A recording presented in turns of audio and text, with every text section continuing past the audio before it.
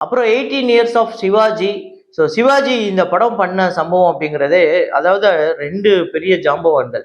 ஒண்ணு வந்து super star Rajinikanth, இன்னொரு பக்கம் வந்து சங்கர். இவங்க 2 பேரும் ஒரு படத்துல சேர்ந்தாங்கன்னா எப்படி இருக்கும்? எவ்வளவு பிரம்மாண்டமா இருக்கும்? எந்த அளவுக்கு பிசினஸ் இருக்கும்? எந்த அளவுக்கு அந்த படம் வந்து பெரிய ஹிட் ஆகும் அப்படிங்கிறதெல்லாம் ஒரு ஒரு கற்பனையை தாண்டி அதெல்லாம் நடந்தது. ஸோ இந்த படம் தமிழ்நாட்டுல 70 கோடி, கிட்டத்தட்ட 1 கோடிக்கு மேல இந்த படத்துக்கு ஃபுட்ஃபால் இருக்குங்க. கேரளால 9 கோடியே 40 லட்சம், கர்நாடகால 7 கோடியே 90 லட்சம், ஆந்திரால 24 கோடியே 60 லட்சம், ரெஸ்ட் ஆஃப் இந்தியால 6 கோடியே 65 லட்சம். இந்தியாவில மட்டுமே இந்த படம் 118 கோடியே 55 லட்சம் வந்து வசூல் பண்ணியிருக்கு. அந்த டைம்ல உலகம் முழுக்க 100 கோடியே இந்த படம் வசூல் பண்ணலன்னு தான் நான் நினைக்கிறேன். ஃபர்ஸ்ட் 100 crore இதுதான், ஃபர்ஸ்ட் 150 crore இதுதான். இந்தியாவில மட்டுமே அவ்வளவு பெரிய வசூல். ஓவர்சீஸ்ல இவ்வளவு பெரிய கலெக்ஷன் இன்னைக்கும் அதை நீங்க இன்ஃபிளேட் பண்ணீங்க அப்படின்னா இன்னைக்கு இருக்கிற படங்கள் கூட அது பக்கத்துல வராது. 37 கோடி ஓவர்சீஸ்ல.